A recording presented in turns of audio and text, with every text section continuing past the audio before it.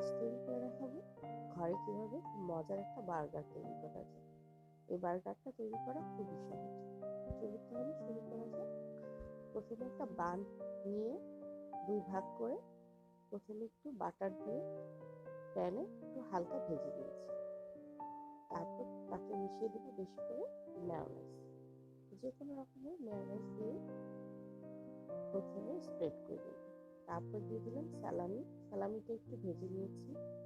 তারপর দিয়ে দিলাম লেটুস আর একটা টিম পোস, আর দিয়ে দিলাম শিট চিজ, আর উপরে দিয়ে দিচ্ছি সসটাও একটু মরিচের গুঁড়া দিয়ে ভালো করে ভেজে নিয়েছি।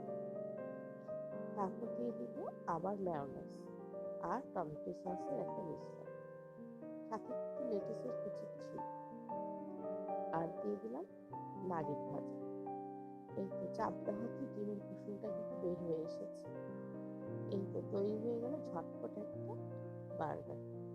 আপনারা কিন্তু ঘরে থাকা উপকরণ দিয়ে এইভাবেই বাচ্চাদের বার্গার করে দিতে পারেন।